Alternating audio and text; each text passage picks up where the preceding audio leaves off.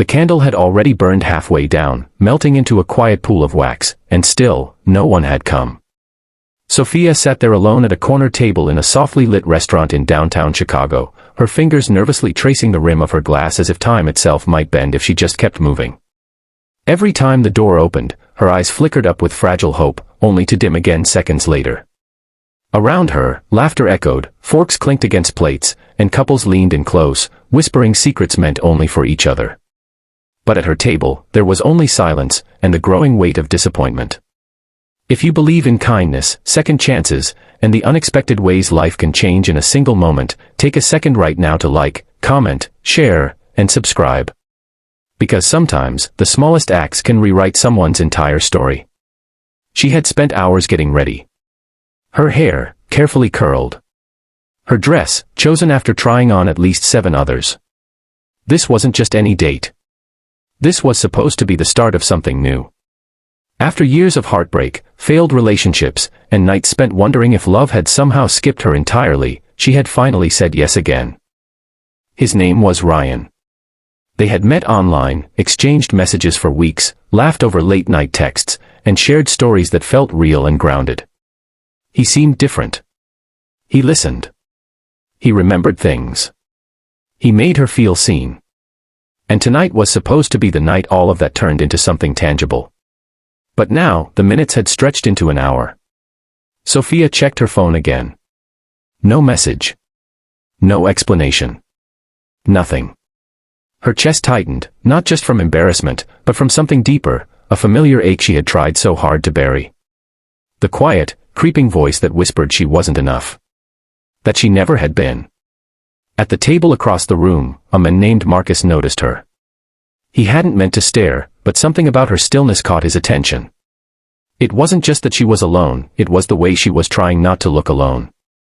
The way she kept glancing at the door, straightening her posture, forcing small, polite smiles whenever a server walked by.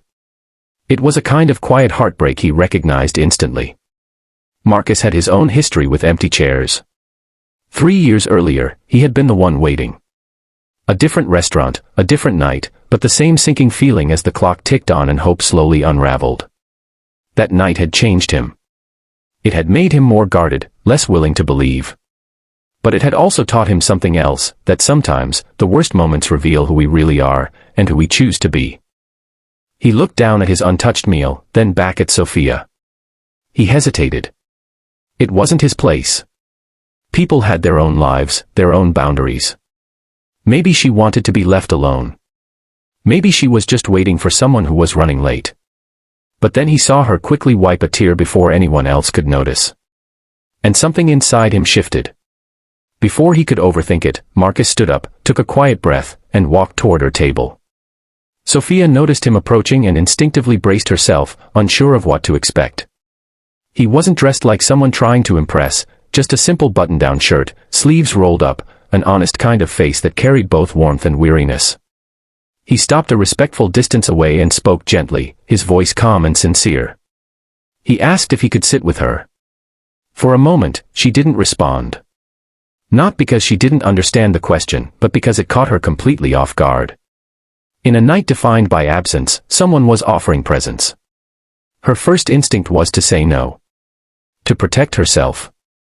To avoid the awkwardness, the vulnerability of letting a stranger into a moment that already felt too exposed. But then she looked at him more closely. There was no pity in his eyes. No hidden agenda. Just a quiet understanding, as if he had stood exactly where she was sitting now. So she nodded. Marcus sat down, careful not to intrude, giving her space even as he joined her.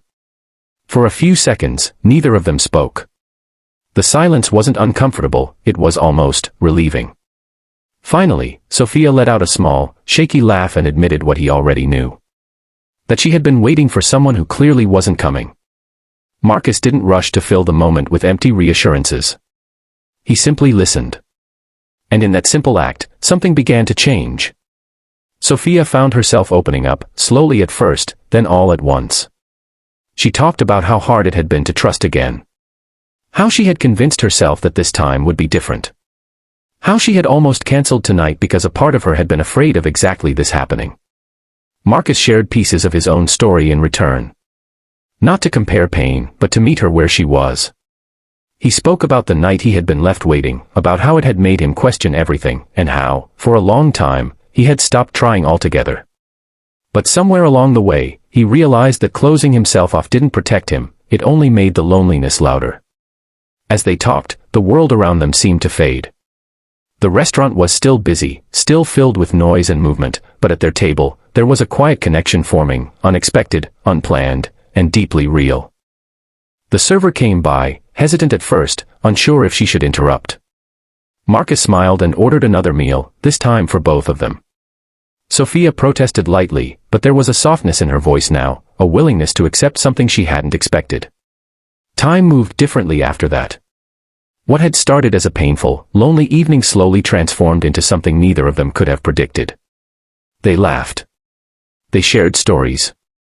They discovered small, surprising similarities, favorite books, childhood memories, the way both of them secretly loved long drives with no destination.